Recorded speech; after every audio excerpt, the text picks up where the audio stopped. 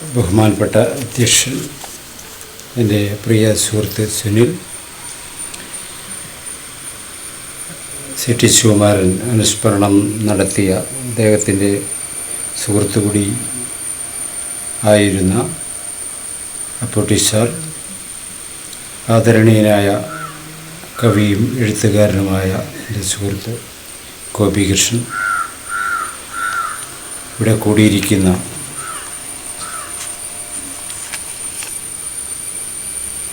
പ്രബുദ്ധരായ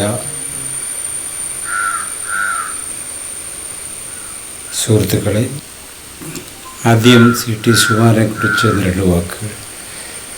ഞാൻ മഹാരാജാസ് കോളേജിൽ പഠിച്ചിറങ്ങി ജോലി കിട്ടുന്ന സമയത്താണ് CT ശിവകുമാരൻ US ചെന്നൈയിൽ വെച്ച് മരിച്ചു, ദുരൂഹ സാഹചര്യത്തിൽ മരിച്ചു എന്നൊരു വാർത്ത പുറത്തു വരികയും കൊച്ചിയിൽ അത് വളരെ വലിയൊരു സമരത്തിന് കാരണമാവുകയും കൊച്ചിയിൽ മിക്കവാറും എല്ലാവരും അദ്ദേഹം കൊല്ലപ്പെട്ടതാണ് എന്ന് വിചാരിക്കുകയും ചെയ്യുന്ന ഒരു സന്ദർഭത്തിൽ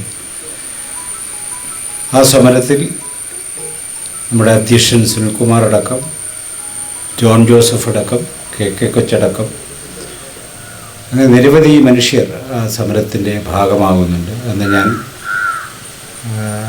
എനിക്കും CT ശിവകുമാരൻ US കൊലയാളികളെ അറസ്റ്റ് ചെയ്യണമെന്നുള്ള മുദ്രാവാക്യം വിളിച്ച് എറണാകുളത്തെ തെരുവുകളിലൂടെ നിരവധി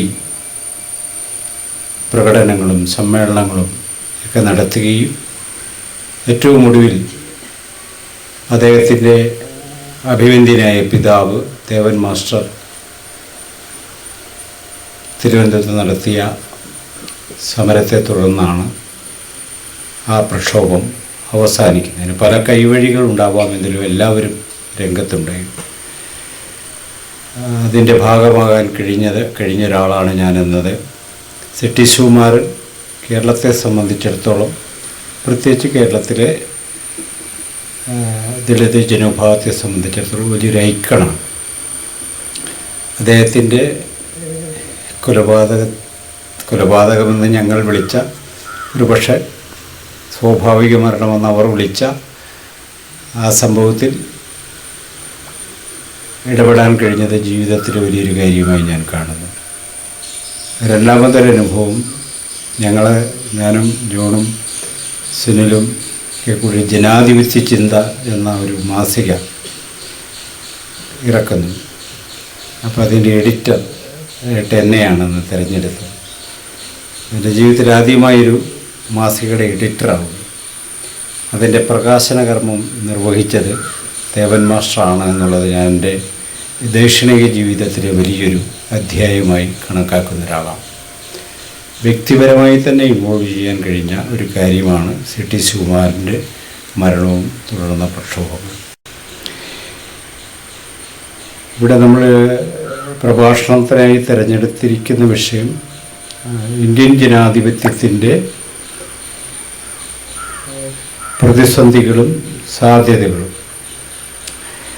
വെല്ലുവിളികൾ, സാധ്യതകൾ എന്നൊരു വിഷയമാണ് തിരഞ്ഞെടുത്തിട്ടുള്ളത്.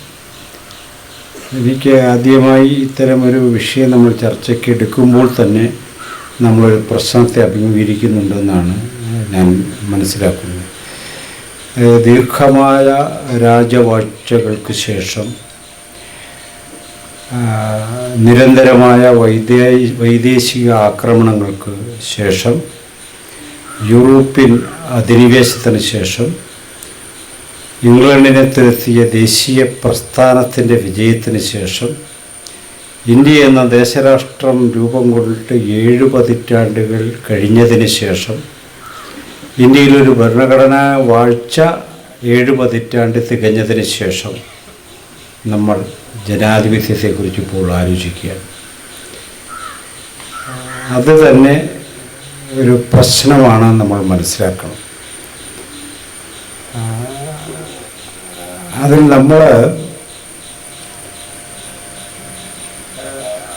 നമ്മുടെ ആലോചനകൾ ലോക്ക് ചെയ്യപ്പെട്ടൊരു സ്ഥലമുണ്ട്.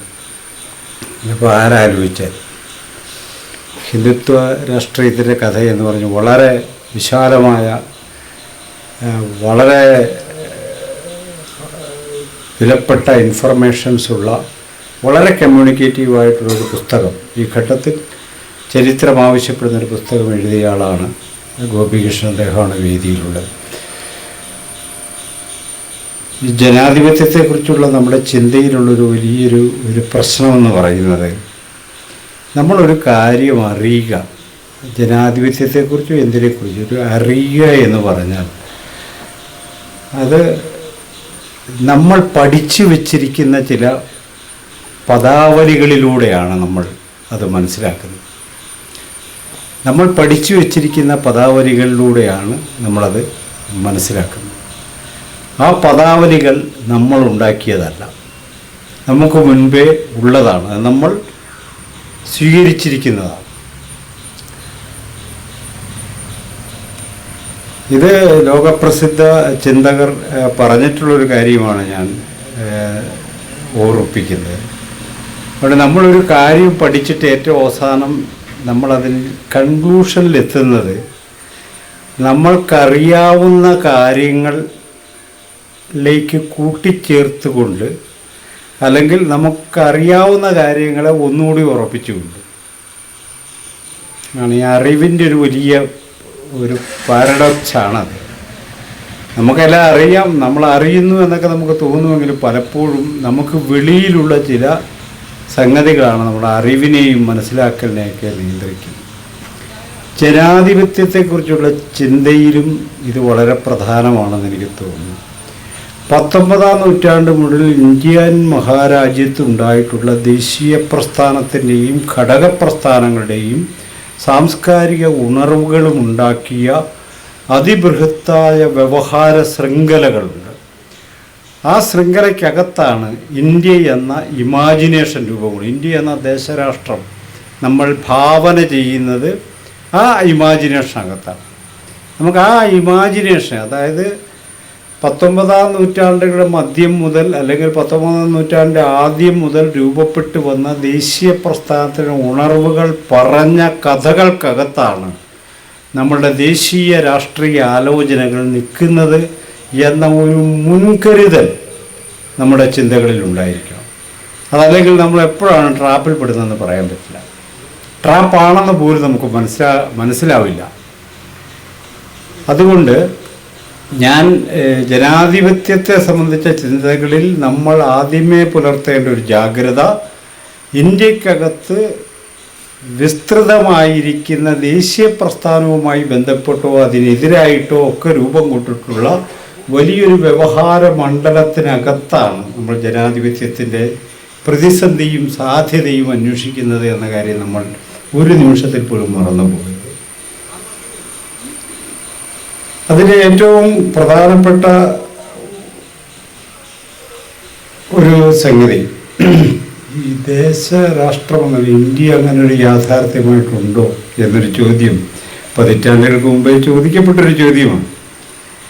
ഇത് യഥാർത്ഥത്തിൽ നമ്മൾ ഭാവന കൊണ്ട് നിർമ്മിച്ചെടുക്കുന്നതാണ് ദേശരാഷ്ട്രം. നമ്മളങ്ങനെ ഭാവിക്കുകയാണ് ഒരു ഇന്ത്യ ഉണ്ട് എന്ന്. അതല്ലാതെ അങ്ങനെ വസ്തുനിഷ്ഠമായ ഒരു സംഗതിയായിട്ടല്ല. അതിൻ്റെ വസ്തുനിഷ്ഠത ഒരുപക്ഷെ ഭരണകൂട രൂപത്തിലൊക്കെ ഇവിടെ ഉണ്ടാവും. പക്ഷേ ഇന്ത്യ എന്ന ദേശത്തെ നമ്മൾ ജനങ്ങൾ ഭാവന ചെയ്തെടുക്കുന്നതാണ്. ഈ ഭാവനയിൽ പ്രവർത്തിക്കുന്നത് ഞാൻ നേരത്തെ പറഞ്ഞ നിരവധി വ്യവഹാരങ്ങളാണ്. അപ്പോൾ ഈ വ്യവഹാരങ്ങളെ സംബന്ധിച്ച് നമുക്കൊരു സൂക്ഷ്മധാരണയില്ലെങ്കിൽ നമ്മൾ പറഞ്ഞത് തന്നെ പിന്നെയും പറഞ്ഞുകൊണ്ടിരിക്കും. നമുക്ക് പുതിയതൊന്നും കണ്ടുപിടിക്കാൻ പറ്റില്ല. അതാണ് അതിൻ്റെ ഒരു പ്രശ്നം. ഈ ഒരു വിഷ്യസ് സർക്കിളിൽ നിന്ന് പുറത്ത് കിടക്കാൻ നമുക്കൊരു ഹിസ്റ്റോറിക്കൽ ജങ്ടർ എടുക്കാം. 1870 ഞാൻ പറയുന്നൊരു കാര്യം. 1870 ഇന്ത്യക്കകത്ത് 2 പ്രധാനപ്പെട്ട സംഘടനകൾ രൂപം കൊണ്ടു. 1872 സത്യശോധക് സമാജ് രൂപം കൊണ്ടു. സത്യശോധക് എന്ന് പറഞ്ഞാൽ അർത്ഥം സത്യാന്വേഷി എന്നാണ്. സത്യാന്വേഷികളുടെ ഒരു സമാജം രൂപം കൊണ്ടു. 1876-78 ഗോരക്ഷിണി സഭയും രൂപം കൊണ്ടു. ഈ ഗോരക്ഷിണി സഭക്കാർ വിവേകാനന്ദനോട് ഇന്ന് പിരിവ് ചോദിക്കുമ്പോൾ കൊടുക്കുന്നൊന്നുമില്ല. നിങ്ങൾ ആദ്യം മനുഷ്യൻ്റെ കാര്യം പറയാം, അത് കഴിഞ്ഞിട്ട് പിന്നെ ഗോക്കളുടെ കാര്യം പറയാമെന്നൊക്കെ അദ്ദേഹം നിരുത്സാഹപ്പെടുത്തുന്നു. ഗോരക്ഷണീ സഭ നമ്മൾ ഇന്ന് തിരിഞ്ഞു നോക്കുമ്പോൾ, സൂക്ഷ്മ രൂപത്തിൽ ഇന്ത്യയിലേക്ക് തിരിഞ്ഞു നോക്കുമ്പോൾ, ഗോരക്ഷണീ സഭക്കാർ ഇന്ത്യയിൽ വിജയിക്കുകയും സത്യശോധക് സമാജ് പരാജയപ്പെട്ടിരിക്കുകയും ചെയ്തിരിക്കുന്നു എന്നതാണ് നമ്മുടെ ജനാധിപത്യം നേരിടുന്ന യഥാർത്ഥ വെല്ലുവിളി. ഇതിങ്ങനെ തന്നെ നമ്മൾ മനസ്സിലാക്കുകയും പറയുകയും ചെയ്യുന്നില്ലെങ്കിൽ നമുക്ക് ഒരു നിഗമനത്തിലേക്ക് വരാൻ പറ്റാതെ വരുന്നതാണ് എൻ്റെ പ്രശ്നം. അതിന് ഈ ഗോരക്ഷണീ സഭയെയും ഈ പറയുന്ന സത്യശോധക് സമാജിനെയും ഒന്നടുത്ത് നമ്മൾ പരിശോധിക്കും. ജ്യോതിറാവ് ഫൂലെ സത്യശോധക് സമാജ് ഉണ്ടാക്കുമ്പോൾ അദ്ദേഹം ഇന്ത്യയെ സംബന്ധിച്ചൊരു ഭാവന മുന്നോട്ട് വെക്കുന്നു. ആ ഭാവനയിൽ ആര്യാധിനിവേശത്തിൻ്റെ ഒരു ചരിത്രമാണ് അദ്ദേഹം പറയുന്നത്.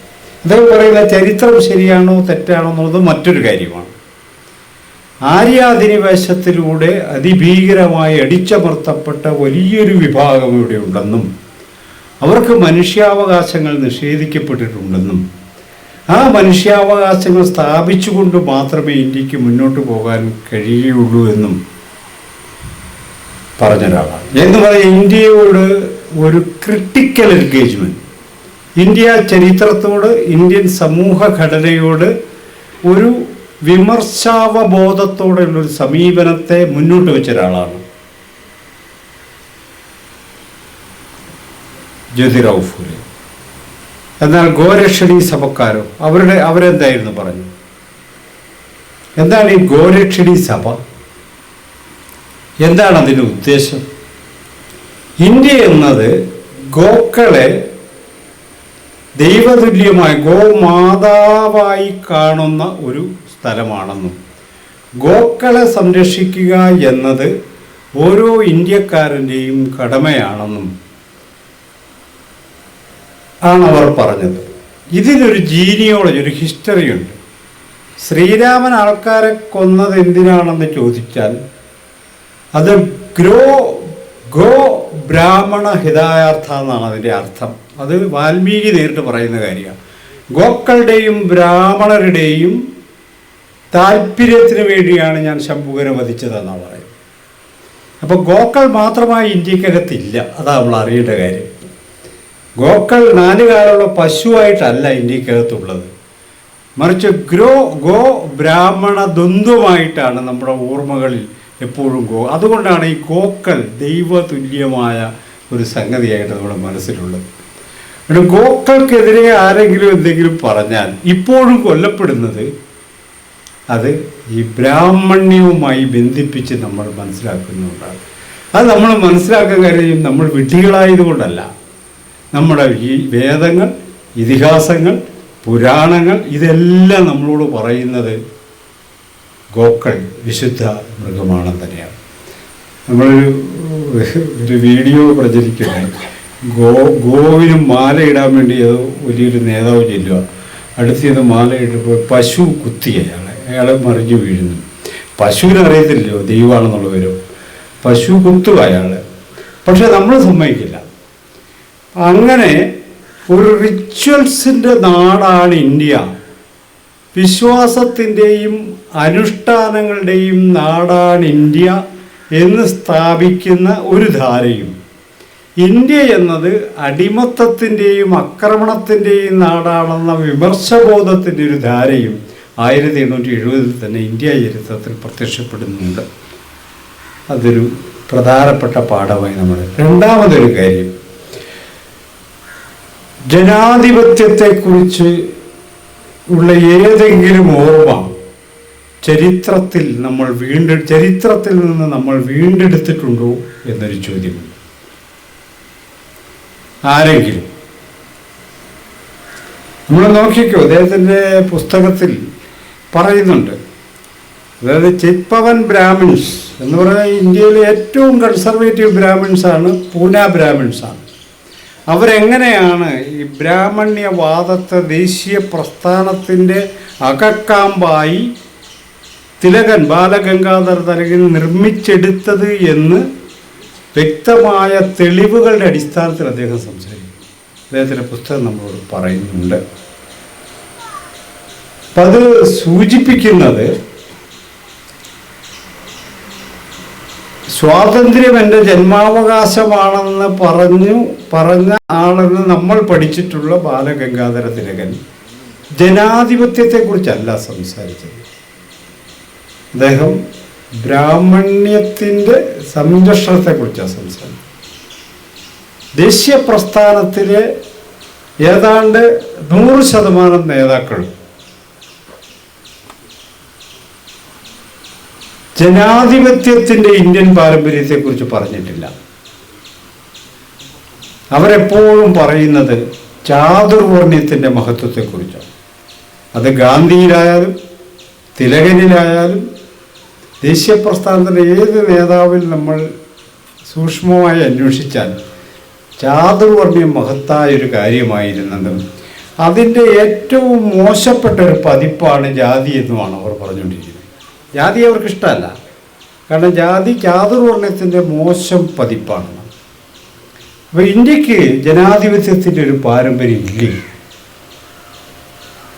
നമ്മൾ ജനാധിപത്യത്തെ സംബന്ധിച്ച് നമുക്ക് ആകാശത്ത് നിന്ന് എടുത്തു വെക്കാവുന്നൊരു കാര്യമല്ല. ഒരു ബഹുജന ഓർമ്മ വളരെ പ്രധാനമാണ്.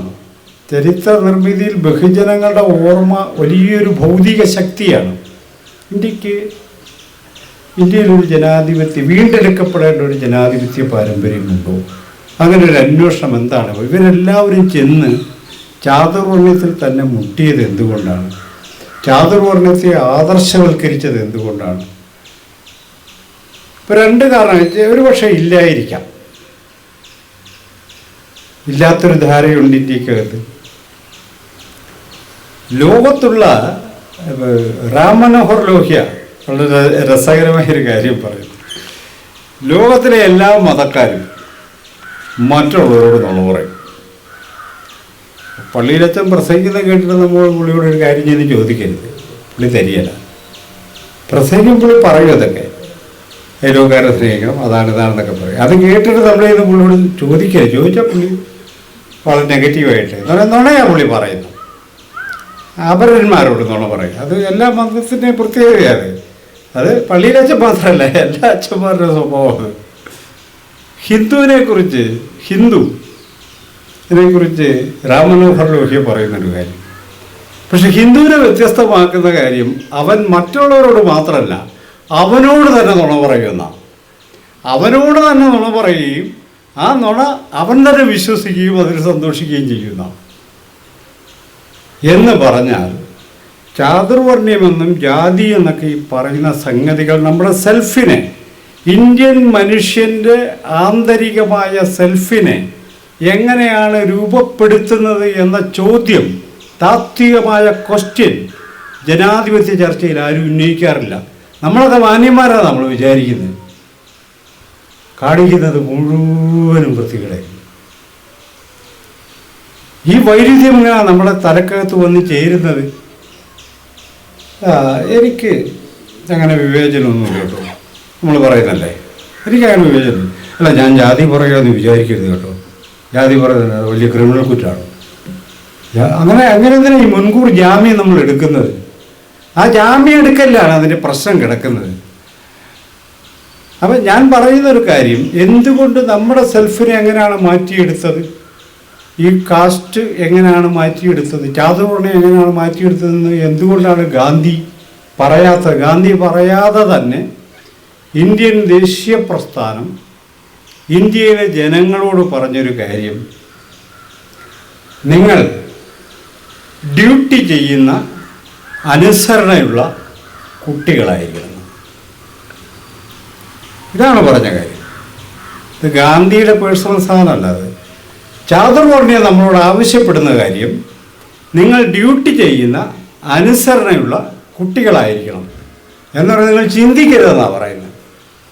നിങ്ങൾ ചിന്തിച്ച് സ്വന്തം തലച്ചോറ് കൊണ്ട് ചിന്തിച്ച് നിഗമനത്തിലെത്തരുത്. അതിൻ്റെ ആവശ്യമില്ല.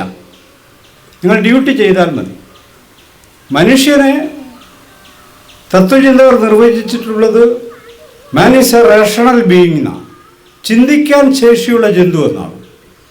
പക്ഷേ ചാതുർവർണ്ണ്യം നമ്മളെ പഠിപ്പിക്കുന്നത് ചിന്തിക്കരുതാണ്. കാരണം നേരത്തെ അധ്യക്ഷ പ്രസംഗയുടെ സൂചിപ്പിക്കും, നമ്മുടെ സമൂഹം തന്നെ ഫാസിസ്റ്റ് ആവുന്നത് നമ്മൾ ചിന്താശൂന്യരായ മനുഷ്യരായി നിലകൊള്ളുന്നു എന്നിടത്താണ്. അതിനെ നമ്മളെ നിർബന്ധിക്കുന്നു എന്നുള്ളതാണ്. നമ്മൾ ചിന്തിക്കുന്നില്ല എന്ന് ഉറപ്പുവരുത്തുക എന്നുള്ളതാണ് ഇതിൻ്റെ പ്രധാനപ്പെട്ട ഒരു സംഗതി. അപ്പം ചിന്തിക്കാതിരിക്കുകയും ഒരു ശീലം പോലെ ഒരാചാരം കൊണ്ടു നടക്കുകയും ഇത് ഞങ്ങളുടെ അനുഷ്ഠാനമാണ്, അത് ഞങ്ങളുടെ കൾച്ചറാണ് എന്ന് നമ്മൾ വാശി പിടിക്കുകയും യഥാർത്ഥത്തിൽ അനുഷ്ഠാനത്തിൻ്റെ ധർമ്മം മനുഷ്യനുമായിട്ടുള്ള ഇടപാട് എന്താണെന്ന് നമ്മൾ ആലോചിച്ചിട്ടുള്ളൂ. അനുഷ്ഠാനം ഇപ്പോൾ ഒത്തിരി പേര് ചെയ്യുന്നില്ല, അതിനെതിരെ നമുക്ക് പറയാൻ പറ്റില്ല എന്നൊക്കെ ആൾക്കാർ പറയും. ഞാനതല്ല ചോദിക്കുന്നത്. നമ്മളൊരു വ്യക്തി എന്ന നിലയിൽ നമ്മളോട് അനുഷ്ഠാനം എന്താണ് ചെയ്യുന്നത് എന്ന് നമ്മൾ അന്വേഷിക്കാറുണ്ടോ?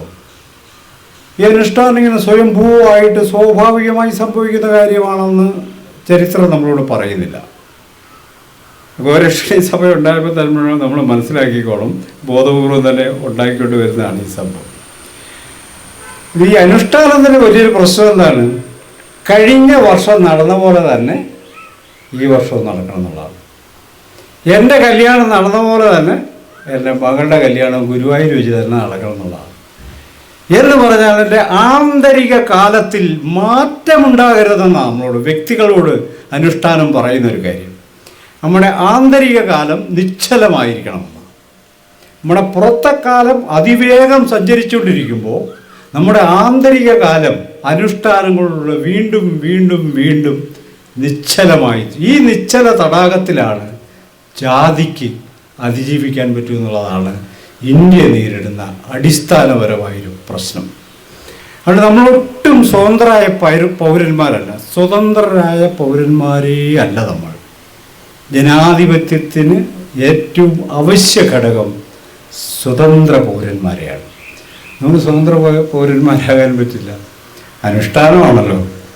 അപ്പോൾ അനുഷ്ഠാനം യഥാർത്ഥത്തിൽ വ്യക്തികളോട് ചെയ്യുന്നത് അവൻ്റെ ആന്തരിക കാലത്തെ നിശ്ചലമാക്കുകയും ബാഹ്യകാലത്ത് ഉള്ള മാറ്റങ്ങൾ അവൻ്റെ ആന്തരികതയെ സ്വാധീനിക്കാതിരിക്കുകയും ചെയ്യുന്നു. അതുകൊണ്ട് നമ്മൾ ഫിസിക്സ് പഠിച്ചാലും റോക്കറ്റ് വിക്ഷേപണം ചെയ്താലും നാരങ്ങ വെച്ച് വിടാൻ പറ്റത്തുള്ളൂ. അതെന്തിനാണ് നമുക്കറിയില്ല, പക്ഷെ നമ്മൾ നാരങ്ങ വെക്കും. എന്ന് പറയുന്നത് നമ്മൾ പഠിച്ച ശാസ്ത്രം ഒരു സഞ്ചിക്കകത്തും നമ്മുടെ ധാർമ്മികത മറ്റൊരു സഞ്ചിക്കകത്തും കൊണ്ടു നടക്കുന്ന വിചിത്ര ജീവികളാണ് ഇന്ത്യയിലെ മനുഷ്യർ. നമ്മൾ മനസ്സിലാക്കണം, ഈ വൈചിത്രത്തെ നിർമ്മിച്ചെടുത്തത് ചാതുർവർണ്ണയവും ജാതിയുമാണെന്ന് ഇന്ത്യയിലുള്ള മുഴുവൻ മനുഷ്യരും മനസ്സിലാക്കിയാലേ നമുക്കതിനെതിരെയുള്ള ഒരു യുദ്ധം ആരംഭിക്കാൻ പറ്റും. ജാതി എന്നൊക്കെ കേൾക്കുമ്പം എന്തോ ദളിതരുടെ എന്തോ കാര്യം അവർ പറയുന്നത് നമ്മൾ വിചാരിക്കുക. അങ്ങനൊന്നും അല്ല, എല്ലാവരും അതിനകത്താണ്, എല്ലാ മനുഷ്യരും. അപ്പം നമുക്ക് ജനാധിപത്യത്തെക്കുറിച്ച് ആലോചിക്കുമ്പോൾ വേണ്ട മുന്നുപാധി സ്വതന്ത്ര പൗരന്മാരാണ്. അതില്ല നമുക്ക് രണ്ട്, മനുഷ്യൻ്റെ അടിസ്ഥാന ഗുണമായിട്ടുള്ള ചിന്തയും ഭാവനയും അനുവദിക്കാത്ത സോഷ്യൽ ക്രമമാണ് ആദർശവൽക്കരിക്കപ്പെട്ടിരിക്കുന്ന ഇന്ത്യക്ക്. ഇതിനകത്ത് പിന്നെ എങ്ങനെ ജനാധിപത്യം ഉണ്ടാവും? മൂന്നാമതൊരു കാര്യം, ചരിത്രത്തിൽ നിന്ന് വീണ്ടെടുക്കാൻ കഴിയുന്ന ഒരു ജനാധിപത്യത്തെ സംബന്ധിച്ചൊരു ഓർമ്മ നമുക്ക് കാണാൻ കഴിയുന്ന ഒരാൾ ഡോക്ടർ ബി ആർ അംബേദ്കറാണ്. ഞാനൊക്കെ ഡോക്ടർ ബി ആർ അംബേദ്കറെ കുറിച്ച് പറയുമ്പോൾ എന്താ ജാതി സ്നേഹം കൊണ്ട് പറയുന്നതാണെന്ന് ആൾക്കാർ വിചാരിക്കുന്നു. ജാതി സ്നേഹം കൊണ്ട് പറയുന്നതല്ല, ഇറ്റ് ഈസ് ഫിലോസഫി, തത്വചിന്തയാണ്. അംബേദ്കർ മുന്നോട്ട് വയ്ക്കുന്ന തത്വചിന്തയായി പറയുന്നു. അദ്ദേഹം പറയുന്ന വളരെ പ്രധാനപ്പെട്ട ഒരു സംഗതി ഈ ബുദ്ധമതത്തെക്കുറിച്ചിട്ട്. ബുദ്ധമതത്തെക്കുറിച്ച് പറയും, ബാക്കിയുള്ള മതങ്ങളെയൊക്കെ നിഷ്കാസനം ചെയ്യണമെന്നോ അതൊന്നും അപ്രസക്താണെന്നൊന്നും അല്ല അദ്ദേഹം പറയുന്നത്. അദ്ദേഹം പറയുന്നത് ഇന്ത്യൻ ജനാധിപത്യത്തിൻ്റെ ഒരു പൂർവ്വ മാതൃക ചരിത്രത്തിനകത്ത് ബുദ്ധസംഘങ്ങൾ കണ്ടെത്താൻ കഴിയുമെന്നാണ്. അതിൻ്റെ എത്തിക്സിൽ കണ്ടെത്താൻ പറ്റും. അതൊരു ഗോഡ്ലെസ് ആയിട്ടുള്ളൊരു മതമാണ്. ശാസ്ത്രകാലത്ത് നമുക്ക് ആശ്രയിക്കാവുന്നൊരു മതമാണ് ബുദ്ധമതം എന്ന് അദ്ദേഹം ഡിഫൈൻ ചെയ്യുന്നു. അദ്ദേഹമാണ് ബുദ്ധൻ എന്നത് നമ്മുടെ ഇന്ത്യ ചരിത്രത്തിൽ ജനാധിപത്യത്തിൻ്റെ ഒരു പൂർവ്വ മാതൃകയായി അതെ, ബാക്കി എല്ലാവരും ചാതുർവർണ്ണയാണ് പറഞ്ഞുകൊണ്ടിരുന്നത്. ചാതുർവർണ്ണയത്തിനകത്ത് ജനാധിപത്യം ഇല്ല, അത് നമുക്കറിയാം. ലോകത്തിലെ എല്ലാ മതങ്ങളും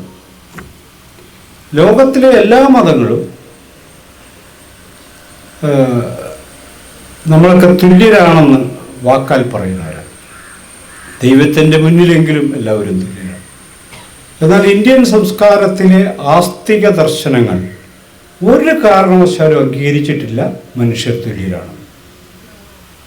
അതിനകത്ത് അധമരുണ്ട്, ഉന്നതരുണ്ട് എന്ന് തന്നെ നമ്മളെ പഠിപ്പിച്ചിരിക്കുന്നു.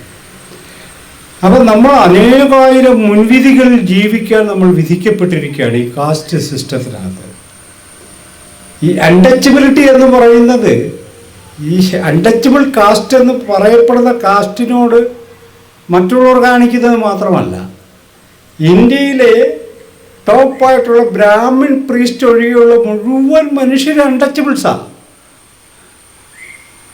എല്ലാവർക്കും അറിയാമല്ലോ, ഈ കേരളത്തിൻ്റെ ചരിത്രം 64 അടി മാറി നിൽക്കണം എന്നാണ്.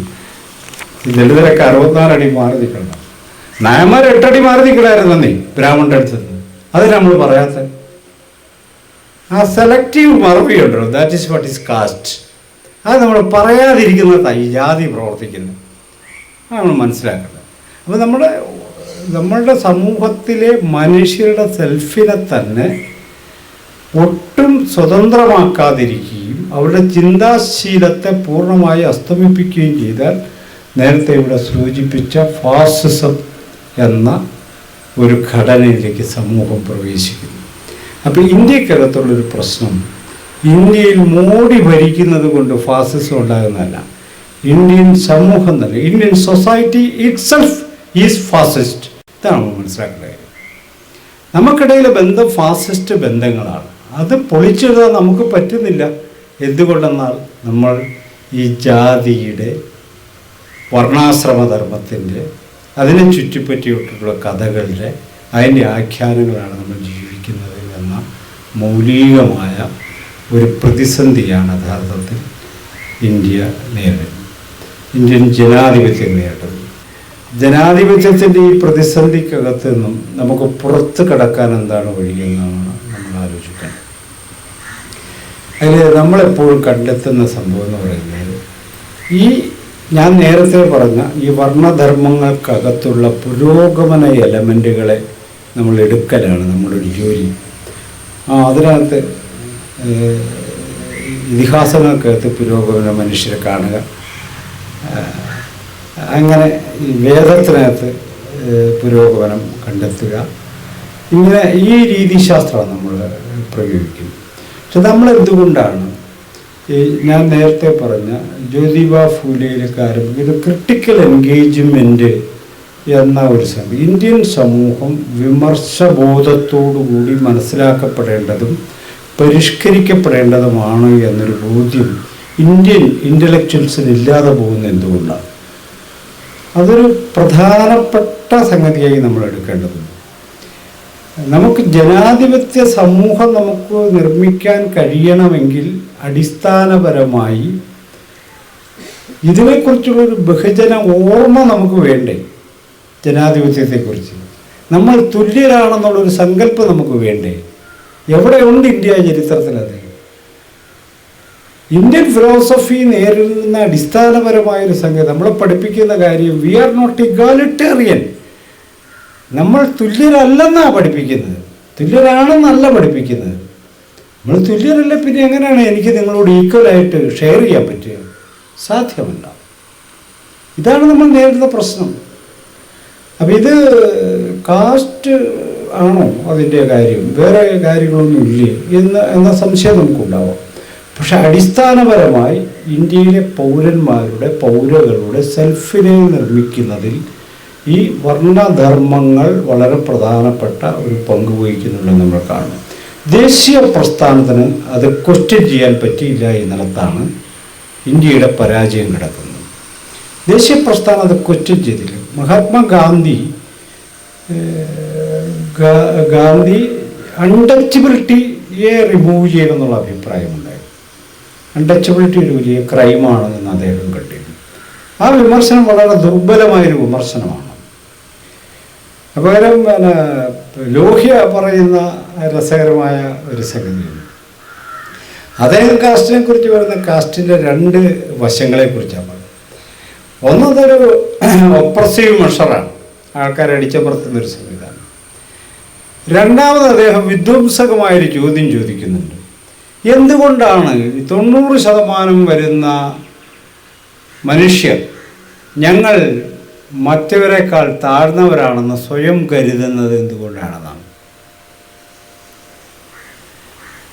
എന്തുകൊണ്ടാണെന്നേ ഈ ഇന്ത്യയിലെ ദളിതരടക്കമുള്ള വിഭാഗങ്ങൾ ഞങ്ങൾ താഴ്ന്നവരാണെന്ന് സ്വയം കരുതുന്നത് എന്തുകൊണ്ടാണ്?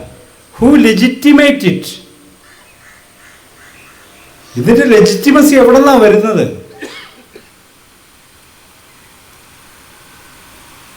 ആ ലെജിറ്റിമസിയാണ് നമ്മൾ യഥാർത്ഥത്തിൽ പ്രശ്നവൽക്കരിക്കേണ്ടത്. അത് വെറുതെ തോന്നുന്നതല്ല. ഇവരോട് പറയുന്ന തത്വചിന്ത, ഇവരോട് പറയുന്ന കഥകൾ, ഇവരുടെ അനുഷ്ഠാനങ്ങൾ. നിങ്ങൾ നോക്കി ഈ ശൂലം ഇങ്ങനെ കുത്തി ഇറക്കുന്നത് ഒന്ന് സൂക്ഷ്മമായിട്ട് ഒന്ന് ഇനി പോലെ ശ്രദ്ധിച്ചു. അത് ആരാ ഏറ്റവും കൂടുതലുള്ളത്? ശ്രദ്ധിച്ചാലേ അത് മനസ്സിലാകത്തുള്ളൂ. മറ്റേ ആട് ഏത് ഈ നട്ടലിൻ്റെ ഇവിടെ തൂക്കിയിട്ട് തൂക്കം എന്ന് പറയും പരിപാടി. ആരാ അത് ചെയ്യുന്നത്? ഈ മനുഷ്യൻ എന്താ ഇങ്ങനെ ചെയ്യുന്നത്? അപ്പോൾ തത്വചിന്ത, മിത്തോളജി, കഥകൾ, ഇതൊക്കെ എല്ലാവരെയും പരുവപ്പെടുത്തുന്ന ഒരു ഫോഴ്സാണ് നമ്മൾ അറിയണം. അപ്പോൾ ഇന്ത്യൻ തത്വചിന്തയിലൂടെ രൂപപ്പെടുത്തിയിരിക്കുന്ന മനുഷ്യ സങ്കല്പമാണ് അനുസരണയുള്ള കുട്ടികളെന്നത്. അനുസരണയുള്ള കുട്ടികളെയാണ് ആവശ്യം. മഹാത്മാഗാന്ധി ഒരു വേർഷൻ കൂടി. നമ്മൾ ചരിത്രത്തെ എപ്പോഴും ചരിത്രം പറയൽ നമ്മളൊരു വലിയൊരു സംഭവം. ഞാൻ വിചാരിക്കുന്നത് ചരിത്രമല്ല നമ്മൾ അന്വേഷിക്കേണ്ടത്, ആശയാവലികളുടെ ചരിത്രമാണ് നമ്മൾ അന്വേഷിക്കേണ്ടത്. ജനാധിപത്യത്തിൻ്റെ പൂർവ്വ മാതൃകകൾ എവിടെയുണ്ടെന്നാണ് നമ്മൾ അന്വേഷിക്കേണ്ടത്. ചരിത്രം മാത്രം പറഞ്ഞാൽ നമുക്ക് ഉത്തരം കിട്ടത്തില്ല. ഇപ്പോൾ ഗാന്ധിയെയും വിനായക ഗോഡ്സെയും വെച്ചിട്ട് നമ്മളോട് ചോദിക്കുന്നത് ഇതിനകത്ത് ആരെ വേണമെന്നാണ് ചോദിക്കുന്നത്. രണ്ടുപേരും വേണ്ട നമ്മൾ പറയേണ്ടത്. രണ്ടുപേരും ജനാധിപത്യത്തിൻ്റെ മാതൃക നമ്മൾ മുന്നിൽ വെച്ചിട്ടില്ല. അല്ലെ പറയട്ടെ, ഗാന്ധി ഒരിക്കലും ജനാധിപത്യവാദി ആയിരുന്നില്ല, ഉദാരവാനായിരുന്നു. ഒരുപക്ഷെ 20-ാം നൂറ്റാണ്ട് കണ്ടതിൽ വെച്ച് ഏറ്റവും ഉദാരവാനായ മനുഷ്യനായിരുന്നു. അക്കാര്യത്തിലൊന്നും തർക്കമില്ല. പക്ഷേ ജനാധിപത്യം, സമത്വം, സ്വാതന്ത്ര്യം, സാഹോദര്യം എന്ന മൂല്യത്തെ മാനിക്കുകയോ അങ്ങനെ സമൂഹം പുനഃസംഘടിപ്പിക്കപ്പെടണമെന്ന് വിചാരിക്കുകയോ ചെയ്തൊരു പൊളിറ്റിക്കൽ ഫിലോസഫി ഗാന്ധിയിലുണ്ടായിരുന്നില്ല. ഉദാരതയായിരുന്നു ഗാന്ധിയുടെ തത്വചിന്തയുടെ സംഭവം. അതുകൊണ്ട് പുള്ളി ഗാന്ധിയുടെ ട്രസ്റ്റിഷിപ്പ് എന്നുള്ള സാമ്പത്തിക ശാസ്ത്രം നിങ്ങൾ പഠിച്ചിട്ടുണ്ടോ? അത് ദൈവം കുറേ പേര് ഈ പണം കൊടുത്തേക്കുന്ന അവർ സൂക്ഷിച്ച് എല്ലാവർക്കും കൊടുക്കാൻ വേണ്ടിയിട്ട് അവർക്ക് മാനസാന്തരം ഉണ്ടാകുമ്പോൾ അവർ തന്നോളൂ എന്നാണ് പുള്ളി പറയുന്നത്. എങ്ങനെയുണ്ട്? ദൈവം കുറച്ച് ആൾക്കാർക്ക് പണം കുന്നുകൂട്ടി ഞാൻ കൊടുത്തേക്കുക, അവർക്ക് മാനസാന്തരം ഉണ്ടാകുമ്പോൾ നമുക്ക് ഇല്ലാത്തവർക്ക് തരുമെന്ന്. എങ്ങനെയുണ്ട്? അൺടച്ചബിലിറ്റി പോകണമെങ്കിൽ സവർണൻ്റെ മനസ്സ് മാറണമെന്ന്. അതുവരെ ഇവൻ ചവിട്ട് കൊള്ളണോ? പുള്ളി എന്നീ പറയുന്നു. ഇപ്പം ഡെമോക്രസിക്കകത്തെ ഫസ്റ്റ് വേർഡ് ഈസ് റൈറ്റ് ആണ്, നോട്ട് ഡ്യൂട്ടി. ജനാധിപത്യത്തിലെ ആദ്യത്തെ വാക്ക് അവകാശമാണ്, ഡ്യൂട്ടി അല്ല. പക്ഷെ ഗാന്ധിയുടെ മുഴുവൻ സാഹിത്യം നമ്മൾ വായിച്ചു നോക്കും, അതിനകത്ത് അവകാശം എന്നൊരു വാക്കുകൾ കാണത്തില്ല. നിങ്ങൾ നോക്കിക്കോ, ഇനി മുതൽ ശ്രദ്ധിച്ച് വായിച്ചോ, അവകാശം എന്നൊരു വാക്കുണ്ടാവില്ലായിരുന്നു, ഡ്യൂട്ടിയാണ് ഇപ്പോൾ. അപ്പം ഡ്യൂട്ടി ചെയ്യുന്ന, ചിന്തിക്കാത്ത മനുഷ്യരെയാണ്, കുട്ടികളെയാണ് ഗാന്ധി ആവശ്യപ്പെട്ടുകൊണ്ടിരുന്നത് നമ്മൾ മനസ്സിലാക്കണം. അതുകൊണ്ട് തന്നെ ഗാന്ധിക്ക് ഒരു രാഷ്ട്രം ഉണ്ടാക്കാൻ പറ്റിയില്ല. ഇന്ത്യ 47 ശേഷം ഉണ്ടായ ഇന്ത്യ ഗാന്ധി സൃഷ്ടിച്ച ഇന്ത്യ അല്ലത്. ഗാന്ധിയുടെ പ്ലാനൊന്നും വന്നിട്ട് ഇന്ത്യക്കാരും സ്വീകരിച്ചില്ലല്ലോ, ബോംബെ പ്ലാനാണ് സ്വീകരിക്കുന്നത്.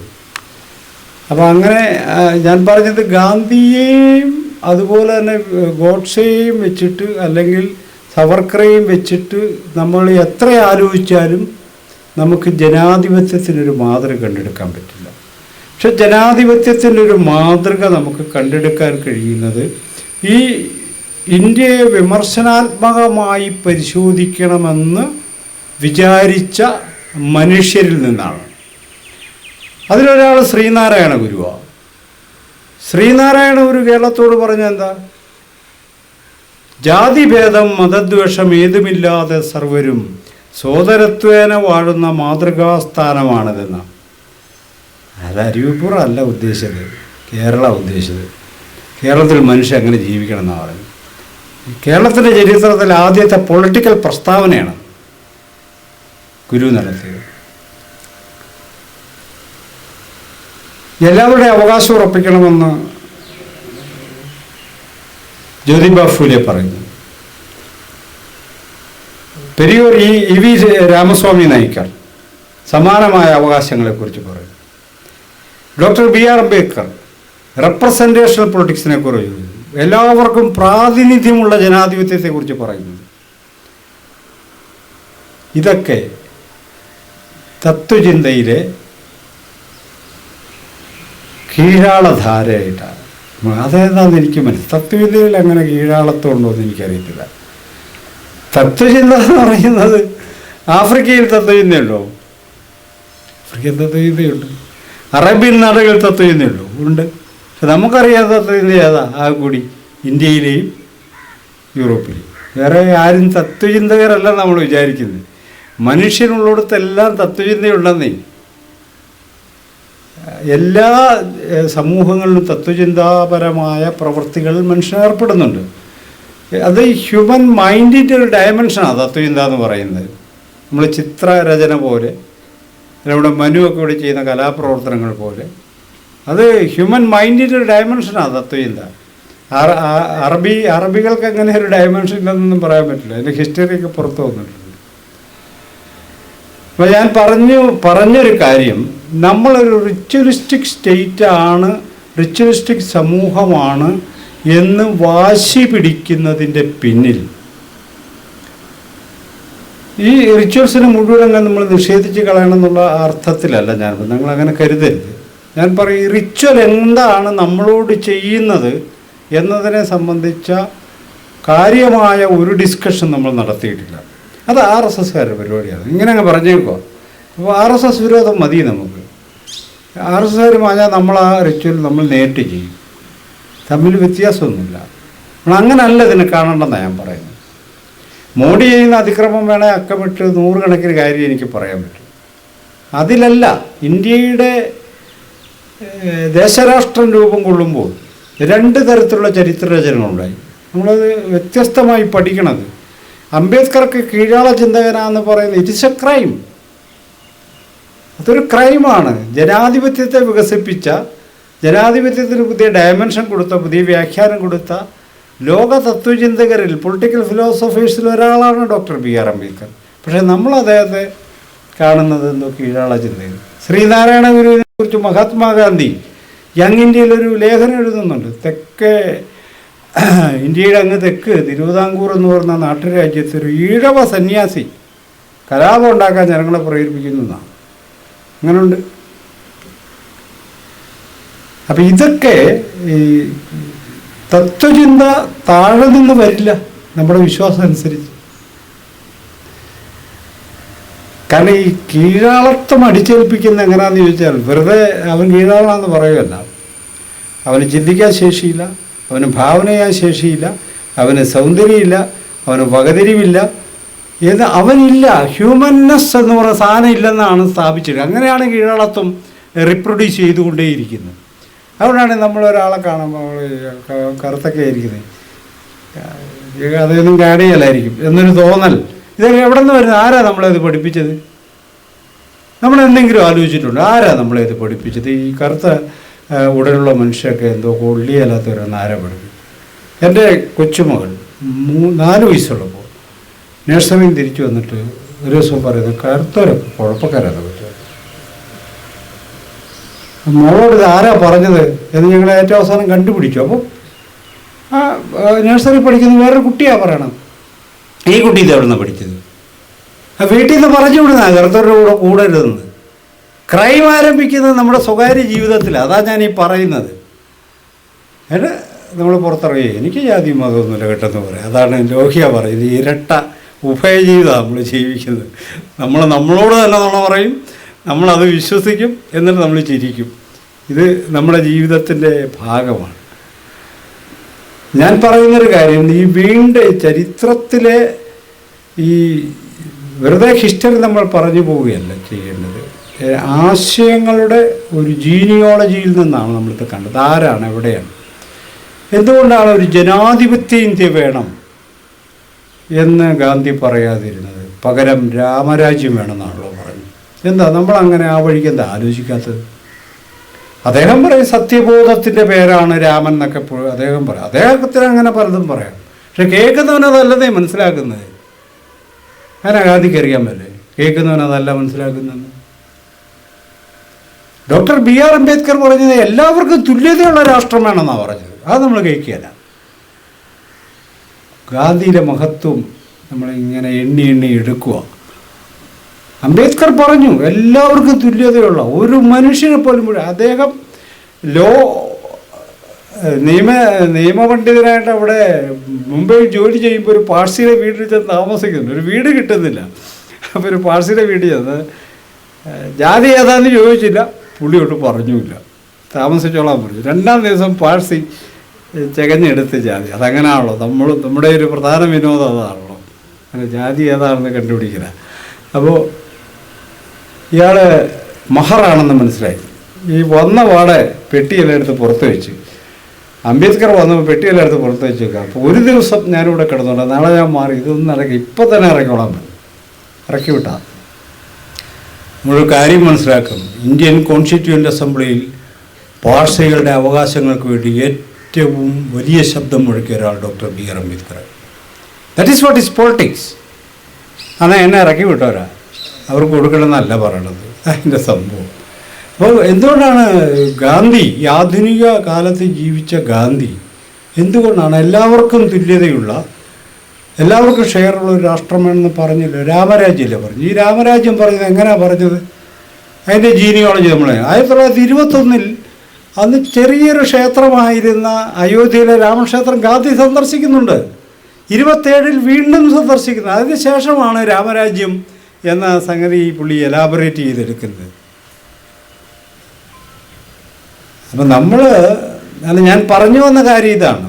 എന്തുകൊണ്ടാണ് നമ്മളുടെ രാഷ്ട്രചിന്തകർ ജനാധിപത്യ ഇന്ത്യയെ സംബന്ധിച്ചിട്ടുള്ള ഒരു ആലോചനയിലേക്ക് കടന്നു വരാതിരുന്നത് എന്നത് വളരെ പ്രധാനപ്പെട്ട ഒരു കാര്യമായി നമ്മൾ എടുക്കേണ്ടത്.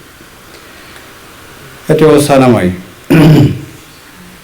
എങ്ങനെയാണ് നമുക്ക് ഈ ഒരു വിഷ്യസ് സർക്കിളിൽ നിന്നും പുറത്തു കിടക്കാൻ പറ്റുക എന്നൊരു ചോദ്യം. നമ്മുടെ ഈ റിച്വലിസ്റ്റിക് ആയിട്ടുള്ള ഒരു സ്റ്റേറ്റ് എന്ന് നമ്മളെല്ലാവരും സമ്മതിച്ച മട്ടാണ്. നമ്മൾ യഥാർത്ഥത്തിൽ ഒരു റിച്വലിസ്റ്റിക്കായ സ്റ്റേറ്റ് ആണെന്നുള്ളത് ഒരു ഓറിയൻ്റലിസ്റ്റ് നിർമ്മിതി മാത്രമാണ്. നമ്മൾ ഈ വിചിത്ര ജീവിതം ഉള്ളതുകൊണ്ടാണ് നമ്മൾ ഒരേ സമയം റിച്വലിസ്റ്റിക്കും അതേസമയം നമ്മൾ മോഡേണും ആയിരിക്കുന്നത്. നമ്മൾ ഉപയോഗിക്കുന്ന സാധനങ്ങളിലെല്ലാം മോഡേണാണ്, പക്ഷേ ജീവിതം റിച്വലിസ്റ്റിക്കാണ്. ഈ ഇരട്ട ജീവിതത്തെ നമുക്ക് കുടഞ്ഞു കളയാനായിട്ട് നമ്മുടെ മുന്നിൽ എന്താണ് വഴി എന്നാണ് നമ്മൾ ആലോചിക്കേണ്ടത്. അതിലൊരു പ്രധാനപ്പെട്ട സംഗതി, എല്ലാ മനുഷ്യരും തുല്യരാണെന്നുള്ള ഒരു കാര്യം ഇന്ത്യ ചരിത്രത്തിൽ ആരെങ്കിലും നമ്മളോട് പറഞ്ഞിട്ടുണ്ടോ എന്നാണ്. ഇനിയിപ്പം അതിപുരാതന ചരിത്രത്തിലില്ലെങ്കിൽ പോലും റീസൻ്റ് ചരിത്രത്തിൽ ആരെങ്കിലും പറഞ്ഞിട്ടുണ്ടോ? അങ്ങനെ പറഞ്ഞ ഒരു പാരമ്പര്യം ഇന്ത്യക്കുണ്ട്, ഒരു ഇൻ്റലക്ച്വൽ പാരമ്പര്യം ഇന്ത്യക്കുണ്ട്. പക്ഷേ നമ്മളുടെ മുഖ്യധാര സംഗതിക്കാത്തതില്ല. അതിനൊരു കാരണമുണ്ട്. ഇന്ത്യൻ ദേശരാഷ്ട്രം രൂപം കൊള്ളുമ്പോൾ 2 തരത്തിലുള്ള ചരിത്രരചനകളാണ് ഉണ്ടായി. ഒന്ന് ഓതൻറ്റിക് ഇംഗ്ലീഷ് റൈറ്റിങ്സാണ്. ഇന്ത്യ എന്താണ് എന്നതിനെ സംബന്ധിച്ച് ഇംഗ്ലീഷിൽ എഴുതപ്പെട്ട ചരിത്രങ്ങളാണ്, ദേശീയ ചരിത്രങ്ങൾ. അപ്പോൾ ആ ചരിത്രത്തിൽ പറയുന്നത് ഇന്ത്യ എന്നത് ബ്രിട്ടീഷുകാർ നിർമ്മിച്ചതല്ല. ഇതിനു മുൻപ് മുഗൾ ചക്രവർത്തിമാർ മൗര്യ ചക്രവർത്തിമാർ, അങ്ങനെ നിരവധി വിജയനഗര സാമ്രാജ്യം, അങ്ങനെ നിരവധി സാമ്രാജ്യങ്ങൾ ഇന്ത്യക്കുണ്ടായിരുന്നു. അത് ആധുനിക സ്റ്റേറ്റിൻ്റെ വളരെ പ്രീ മോഡേൺ ആയിട്ടുള്ള രൂപങ്ങളാണ്. അപ്പോൾ ആ വലിയ അനുഭവത്തിൽ നിന്ന് കടന്നു വന്നാണ് നമ്മൾ ഇന്ത്യൻ ദേശരാഷ്ട്രം ഉണ്ടാക്കിയത് എന്ന അവകാശവാദം ഉന്നയിച്ച പ്രബല ചരിത്രം എന്ന് നമുക്ക് വിളിക്കാവുന്ന ഒരു ചരിത്ര സാന്നിധ്യം നമുക്കുണ്ട്. രണ്ടാമതൊരു ചരിത്രം എന്ന് പറയുന്നത് പ്രാദേശിക ഭാഷകളിൽ എഴുതപ്പെട്ട ചരിത്രമാണ്. ഇപ്പോൾ കേരളത്തെക്കുറിച്ച് മലയാളികൾ എഴുതിയ ചരിത്രം. അപ്പോൾ അതിനകത്ത് എന്താ ഈ പണ്ഡിതന്മാർ പറയുന്നത് പോലെയുള്ള ശാസ്ത്രീയമായ രചനാ സമ്പ്രദായ രീതി ഉപയോഗിച്ചിട്ടില്ല, ചരിത്ര രചനാ സമ്പ്രദായ രീതി ഉപയോഗിച്ചിട്ടില്ല. ചെമ്പുപട്ടയം വായിച്ചിട്ടല്ല അവരാരും എഴുതിയത്. അവർ പലത് ഇടനാടൻ പാട്ടും ഉണ്ണിയാർച്ചയുടെ പാട്ടും നാട്ടുപുറത്ത് പറഞ്ഞു കേട്ട കഥകളും ബഹുജന വിശ്വാസങ്ങളെയൊക്കെ ആശ്രയിച്ചാണ് പ്രാദേശിക ചരിത്രങ്ങൾ എഴുതിയത്. ഈ പ്രാദേശിക ചരിത്രം മുഴുവനും അശാസ്ത്രീയമാണെന്ന് പൂർണ്ണമായും തള്ളിക്കളയുകയാണ് ഇത്. എന്നാൽ ഗാന്ധി ഇന്ത്യൻ നാഷണൽ കോൺഗ്രസിനെ ഭാഷാപരമായി പുനഃസംഘടിപ്പിച്ചപ്പോൾ ഈ ചരിത്രത്തിന് വലിയൊരു ശക്തി തിരിച്ചു കിട്ടുന്നുണ്ട്. പ്രാദേശിക ഭാഷയ്ക്ക് കിട്ടിയതോടൊപ്പം പ്രാദേശിക ഭാഷാ ചരിത്രത്തിനും കിട്ടുന്നുണ്ട്. ഇങ്ങനെ ഒരു വിഭജനം ഇന്ത്യ രൂപം കൊള്ളുമ്പോൾ തന്നെ ഇന്ത്യയുടെ ചരിത്രം ഏതാണെന്ന് ചോദിച്ചാൽ ഇംഗ്ലീഷിൽ എഴുതപ്പെട്ട ദേശീയ ചരിത്രമാണ്. ബാക്കിയുള്ള ചരിത്രമൊക്കെ സൈഡ് ലൈൻ ചെയ്യപ്പെട്ട കുറച്ച് എഴുതിയ ചരിത്രമാണ്. അത് നമ്മൾ കാര്യമായിട്ട് എടുക്കേണ്ടത്. ഇങ്ങനെ വിജ്ഞാനത്തിൽ ഇന്ത്യൻ ദേശരാഷ്ട്രത്തിൻ്റെ ഭാവന രൂപം കൊള്ളുമ്പോൾ തന്നെ വിജ്ഞാനത്തെ വിഭജിക്കുകയും ഒന്നിനെ ഓതൻറ്റിക്കാക്കുകയും മറ്റൊന്നിനെ മാർജിൻ ചെയ്യുകയും ചെയ്യുന്നൊരു പ്രോസസ്സുണ്ട് നമ്മൾ മനസ്സിലാക്കണം. അതുകൊണ്ട് ശ്രീനാരായണ ഗുരു കേരളത്തിൻ്റെ ഗുരുവല്ല, ഈഴവരുടെ ഗുരുവാണെന്നുള്ള കാര്യത്തിൽ ആർക്കും തർക്കിക്കണ്ട, ആരും തർക്കിക്കണ്ട. അയ്യങ്കാളി കേരള നവോത്ഥാനത്തിൻ്റെ ഒരു ബിംബമല്ല, അത് പുലയൻ്റെ പറയേണ്ട ആളാണ്, അങ്ങനെ അങ്ങ് എടുത്താൽ മതി. ഇതാണ് അതിൻ്റെ സംഭവം. എന്ന് പറഞ്ഞാൽ ഇവർ പറയുന്നത് തത്വചിന്തയാണോ സാമൂഹ്യശാസ്ത്രമാണോ രാഷ്ട്രമീമാംസയാണോ എന്ന് അന്വേഷിക്കാൻ പോലുള്ള നമ്മുടെ ധിഷണ വിസമ്മതിക്കുന്നുണ്ട്. വൈ? ബിക്കോസ് ഏറ്റവും താഴെത്തട്ടിൽ നിന്നൊരിക്കലും തത്വചിന്ത ഉണ്ടാകില്ല എന്നത് ചാതുർവർണ്ണയത്തിൻ്റെ ഒരു വിശ്വാസമാണ്. ഏറ്റവും താഴെത്തട്ടിൽ ആരാ? ശൂദ്രരാ. അവൻ്റെ ജോലി എന്താ? ബാക്കിയുള്ളവരെ സേവിക്കുക. പിന്നെ അവൻ തത്വചിന്തനാന്ന് പറയാൻ സമ്മതിക്കാൻ പറ്റുമോ? അപ്പോൾ ഈഴവ അൺടച്ചബിൾ കാസ്റ്റിൽ നിന്നൊരു തത്വചിന്തന ഉണ്ടായി എന്ന് പറയാം. മഹർ അൺടച്ചബിൾ കാസ്റ്റിൽ നിന്ന് ഒരു അംബേദ്കർ അയാൾ വലിയ ആളാന്ന് പറയും. ഇതൊക്കെ എങ്ങനെ സമ്മതിക്കുന്നേ? സമ്മതിക്കാൻ പറ്റില്ല. ഇതാണ് നമ്മുടെ വിശ്വാസം. അന്ധവിശ്വാസം അല്ല കേട്ടോ, നമ്മളങ്ങനെ കാണരുത്. ഇതാണ് നമ്മുടെ വിശ്വാസം. അതുകൊണ്ട് കീഴ്ത്തട്ടിൽ നിന്നും ഒരു രാഷ്ട്രസങ്കല്പം ഉയർന്നു വന്നിട്ടുണ്ട് എന്ന് സമ്മതിക്കാത്തത് കൊണ്ട് ഇന്ത്യൻ ദേശീയ ചരിത്രത്തിനകത്ത് doctor BR Ambedkar, Jyotiba Phule, EV Ramaswamy Naicker, Sreenarayana Guru തുടങ്ങിയ ആയിരക്കണക്കിന് മനുഷ്യരുടെ ഇടപെടലുകൾ വിജ്ഞാനത്തിൻ്റെ ഇരുട്ടിൽ നിൽക്കുകയാണെന്നുള്ളതാണ് എൻ്റെ യാഥാർത്ഥ്യം. ഇവരാണ് ജനാധിപത്യത്തെക്കുറിച്ച് ഇന്ത്യയിൽ സംസാരിച്ചത്, മറിച്ച് മെയിൻ സ്ട്രീംകാരല്ല. ഇവർ ജനാധിപത്യ കീഴാള ആധിപത്യത്തെക്കുറിച്ചൊന്നും അല്ല അവർ പറഞ്ഞത്. അവർ ജനാധിപത്യത്തെക്കുറിച്ച് എല്ലാവരും സഹോദരരായി ജീവിക്കണം, എല്ലാവരും ഈഴവർ സഹോദരരായിട്ട് ജീവിക്കണം എന്നല്ല ഗുരു പറഞ്ഞത്, എല്ലാവരും സഹോദരരായിട്ട് ജീവിക്കണം എന്നാണ് പറയുന്നത്. അംബേദ്കർ എല്ലാവർക്കും തുല്യതയുള്ള രാഷ്ട്രം വേണമെന്നാണ് പറയുന്നത്. അപ്പോൾ അങ്ങനെ നമുക്ക് ഈ ഡിസ്കോഴ്സിനകത്ത് ഞാൻ നേരത്തെ 1850 മുതൽ 1800 മുതൽ ആരംഭിക്കുന്ന ഡിസ്കോഴ്സിനകത്ത് ജനാധിപത്യത്തിൻ്റെ ആശയങ്ങളെ ഇൻപുട്ട് ചെയ്തതിൽ ഈ വ്യക്തികൾക്ക്, ഈ പ്രസ്ഥാനങ്ങൾക്ക് നിർണായകമായ പങ്കുണ്ടായി. അതിനെ നിഷേധിച്ചുകൊണ്ടാണ് ദേശീയ പ്രസ്ഥാനം പലപ്പോഴും നിലപാടെടുത്തത് എന്നത് നമ്മുടെ വലിയൊരു ജനാധിപത്യം പുഷ്കലമാകുന്നതിൽ ഇന്ത്യയിൽ ജനാധിപത്യമുണ്ട്, അത് വലിയ തടസ്സമായി തീർന്നു എന്നാണ് നമ്മൾ കാണേണ്ടത്. പക്ഷേ ഈ സമരങ്ങൾ വൃഥാവിലായില്ല. അതുകൊണ്ട് ഇന്ത്യൻ ഭരണഘടന, ലോകത്തിലെ ഭരണഘടനാ വിദഗ്ധർ പറയുന്നത് അമേരിക്കൻ ഭരണഘടന കഴിഞ്ഞാൽ ഭരണഘടനാ ചരിത്രത്തിൽ വലിയ വിപ്ലവമാണ് ഇന്ത്യൻ ഭരണഘടന. ഇന്ത്യൻ ഭരണഘടന അത്രമേൽ പ്രാധാന്യമുള്ളൊരു കാര്യമാണ്. അതായത് ഇന്ത്യക്കകത്ത് എല്ലാ മനുഷ്യരും തുല്യരാണെന്ന് പറഞ്ഞ ആദ്യത്തെ ആധികാരിക ഗ്രന്ഥം ഇന്ത്യൻ ഭരണഘടന. അതിനുമ്പോൾ ഒരു സ്ഥലത്തും ഇല്ലത്, എല്ലാവരും തുല്യരാണെന്ന് പറയുന്നില്ല. ആ ഭരണഘടന മുന്നോട്ട് വെക്കുന്നൊരു ധാർമ്മികതയുണ്ട്. ഈ സമൂഹം എങ്ങനെയായിരിക്കണം, ഈ രാഷ്ട്രം എന്തായിരിക്കണം, ഇതാണ് അത് മുന്നോട്ട് വെക്കുന്നൊരു ധാർമ്മികത. അതെല്ലാവരും സഹോദരരായി ജീവിക്കണം, എല്ലാവരുടെയും അവകാശങ്ങൾ അംഗീകരിക്കണം, വിശ്വാസിയുടെയും അവിശ്വാസിയുടെയും അവകാശങ്ങൾ അംഗീകരിക്കണം. വിശ്വാസികൾക്ക് സ്വന്തം മതം പ്രചരിപ്പിക്കുവാനും മതം തിരഞ്ഞെടുക്കുവാനും ഉള്ള അവകാശമുണ്ട് എന്നത് സമ്മതിക്കണം. ഇങ്ങനെ ഒരു ഭരണഘടനാ ധാർമ്മികത യഥാർത്ഥത്തിൽ നമ്മുടെ സമൂഹത്തിൽ ഒരു വലിയ വെളിച്ചമായിട്ട് നമ്മുടെ മുന്നിലുള്ള ഒരു വഴി അതാണ്. ഈ ഭരണഘടനാ ധാർമ്മികത, ഭരണഘടനയുടെ പ്രാധാന്യം ഉയർത്തിപ്പിടിക്കുക എന്നാണ്. അത് പറയുന്ന കാര്യം ഇത്രയേ ഉള്ളൂ, എല്ലാവരെയും തുല്യരായി രാഷ്ട്രം പരിഗണിക്കണമെന്നാണ്. ഇപ്പം രാഷ്ട്രം എല്ലാവരെയും തുല്യരായി പരിഗണിക്കുക എന്നത് ജനാധിപത്യ വാഴ്ചയുടെ പ്രധാനപ്പെട്ട ഒരു ഉപാധിയാണ്. രണ്ടാമതൊരു കാര്യം, സോഷ്യൽ ഡെമോക്രസിയാണ്. സമൂഹത്തിനകത്തെ ബന്ധങ്ങൾ ജനാധിപത്യവൽക്കരിക്കപ്പെടണം. അതിന് തടസ്സമായി നിൽക്കുന്നത് കാസ്റ്റാണ്, ജാതിയാണ് അതിന് തടസ്സമായി നിൽക്കുന്നത്. ജാതിക്ക് ചില ഉപയോഗമൂല്യമുണ്ട്, അതുകൊണ്ടാണ് നമ്മൾ ജാതി വിടാത്തത് കേട്ടോ. ഏറ്റവും കീഴ്ത്തട്ടും ജാതിയിൽ മുറുകെ പിടിക്കും, മുകൾത്തട്ടും പിടിക്കും. രണ്ടുപേർക്കും ഉപകാരമുണ്ട് ജാതിയെ കൊണ്ട്, അത് നമ്മൾ കാണാതിരുന്നു കൂടാ. Use value of caste. അവരുടെ പ്രാഥമികമായ സോഷ്യൽ പ്രൊട്ടക്ഷൻ ആരാ കൊടുക്കുന്നത് ഇന്ത്യക്കകത്ത്? ഒരു വ്യക്തിയുടെ പ്രാഥമിക സാമൂഹിക സുരക്ഷ ഉറപ്പ് ചെയ്യുന്ന ആരാ? കാസ്റ്റാ. വേണം കാസ്റ്റ് വിട്ടുള്ള കളിക്കാൻ നിൽക്കില്ല. എനിക്ക് വിശ്വാസം, എൻ്റെ ജാതിയിൽപ്പെട്ട, ഞാൻ ഒരിക്കലും കാണാത്ത തിരുവനന്തപുരത്ത് ജീവിക്കുന്നതിനാണ് എനിക്ക് വിശ്വാസം. എൻ്റെ മുറ്റത്ത് താമസിക്കുന്ന നായരെ എനിക്ക് വിശ്വാസമില്ലെന്നേ. അവനെ ഞാൻ എന്നും രാവിലെ വൈകുന്നേരമൊക്കെ അവൻ്റെ സ്വഭാവം എനിക്കറിയാം, പക്ഷെ എനിക്ക് അവനെ വിശ്വാസമില്ല. ഒരിക്കലും കാണാത്തവനെ അവനെ ഞാൻ എൻ്റെ മകളെ കെട്ടിച്ചു കൊടുക്കുള്ളൂ. എന്ത് ഭീകരമായ ജീവിതം നമ്മൾ ജീവിക്കണമെന്നൊന്ന് ആലോചിച്ച് നോക്കി. യഥാർത്ഥത്തിൽ അനാഥവും വളരെ പ്രാകൃതവുമായ ജീവിതം ഇന്ത്യക്കാർ ജാതിക്കകത്തു കൂടി ജീവിച്ചുകൊണ്ടിരിക്കുന്നത്. അപ്പോൾ ഈ പ്രാഥമികമായ ഇത്തരം ചില പ്രൊട്ടക്ഷൻസ് കാസ്റ്റ് നിർവഹിക്കുന്നു. അത് കാസ്റ്റ് ഒരേ സമയം ഈ പ്രൊട്ടക്ഷൻ തരിക മാത്രം വലിയൊരു ക്യാപിറ്റലായിട്ട് വ്യക്തിയെ അത് ബൂസ്റ്റ് ചെയ്തെടുക്കുന്നു. അത് സോഷ്യൽ ക്യാപിറ്റൽ കൂടിയാണല്ലോ. കീഴാളർക്കത് ക്യാപിറ്റൽ അല്ലായിരിക്കും, പക്ഷേ മുകൾ തട്ടെന്ന് വിശേഷിപ്പിക്കുന്ന വലിയ ക്യാപിറ്റലാണ്. അപ്പോൾ ഈ അടുത്ത കാലത്ത് ഒരു പെങ്കൊച്ച് വാരിയിരുന്ന ആ പെങ്കൊച്ചിൻ്റെ പേരിൻ്റെ കൂടെ ഇട്ടെന്ന് പറയും. ഇവിടെ എന്നാ ബഹളമായിരുന്നറിയോ? മലബാറിലെ സാമൂഹ്യ പരിഷ്കർത്താവിൻ്റെ ഒരു പണി തന്നെ അതായിരുന്നു.